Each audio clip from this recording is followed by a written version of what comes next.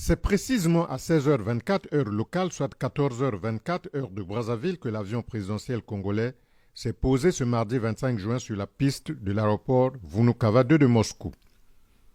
Le dispositif protocolaire russe est bien en place. Les officiels et les éléments de la garde d'honneur bien rangés attendent impatiemment la descente du président Denis Sassou Nguesso, qui est chaleureusement accueilli au bas de la passerelle par Mikhail Bogdanov,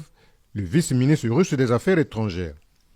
Le président Denis Sassou Nguesso, qui est en visite d'État en Russie, s'immobilise sur le tarmac pour suivre l'exécution de la Congolaise, ensuite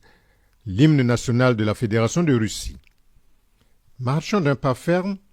le président de la République passe les troupes d'honneur en revue.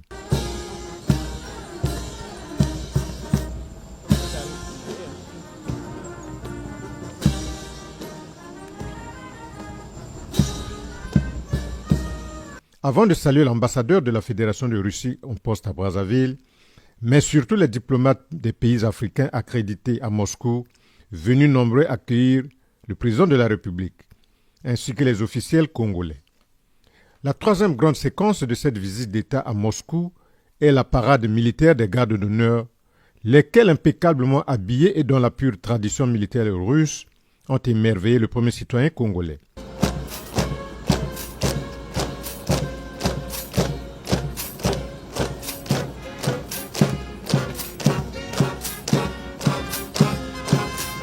Le programme officiel de la visite d'État du président de la République dans la Fédération de Russie prévoit entre autres des entretiens en tête-à-tête au palais du Kremlin avec son homologue Vladimir Poutine, le dépôt d'une gerbe de fleurs sur la tombe du soldat inconnu enterré sur le bas des murs du Kremlin, des entretiens avec plusieurs patrons d'entreprises russes et sa décoration par les officiels du pays hôte. De même qu'après Moscou, la capitale, Denis Sassou Nguesso va séjourner à Saint-Pétersbourg, la grande ville du nord de la Russie,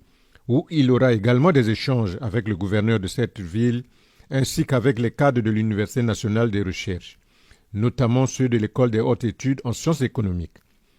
Soulignons enfin que cette visite d'État est d'une importance significative dans le cadre de la coopération bilatérale,